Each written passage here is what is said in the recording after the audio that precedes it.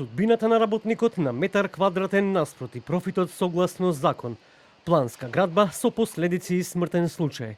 Багерите и камионите неуморни во работата, додека едни мерат, други затрупуваат, таму каде што згасна живот и остави длабоки траги.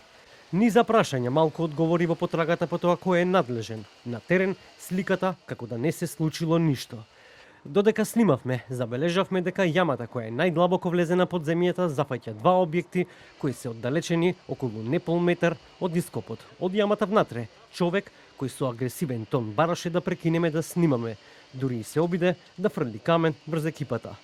Во обид да воспоставиме двонасочна комуникација стана поагресивен во барање, во кое својство бара од нас да се дислоцираме од терен, ни беше потенцирано дека е обезбедување на земјиштето, а во друг момент се забележува како ги координира активностите на терен.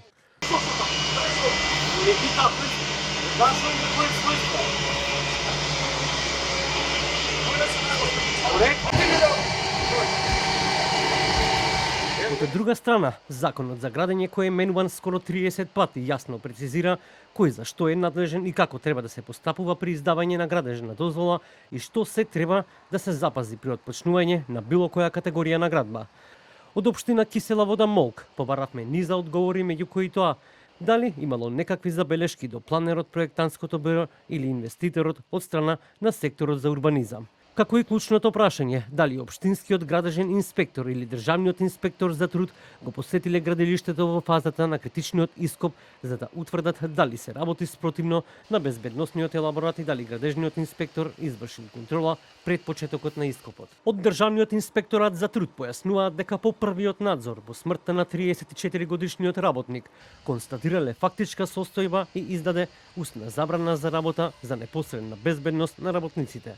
Забраната била устна и писмена во записник, која денеска ќе ја достават и во писмена форма до изведувачот. Со дел од архитектите со кои што поразговаравме велат дека клучно било изведувачот пред да почне да копа, да ја обезбеди јамата и да се стави шипови и да ги обезбеди околните објекти, односно посочената територија. Надзорот требало да провери дали изведувачот ја обезбедил јамата, а секако и самиот инвеститор да биде известен, но клучно е за тоа да знае и општинскиот градежен инспектор.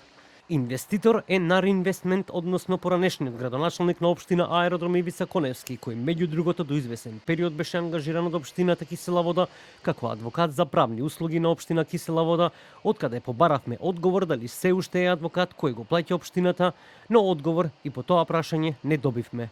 Од судска медицина информираат дека завршена е обдукцијата, дека се вршат дополнителни лабораториски анализи со завршување на анализите и писмениот наод ќе бидат доставени до основното јавно обвинителство Скопје. Дали постои кривична одговорност ќе треба допрва да се истражува.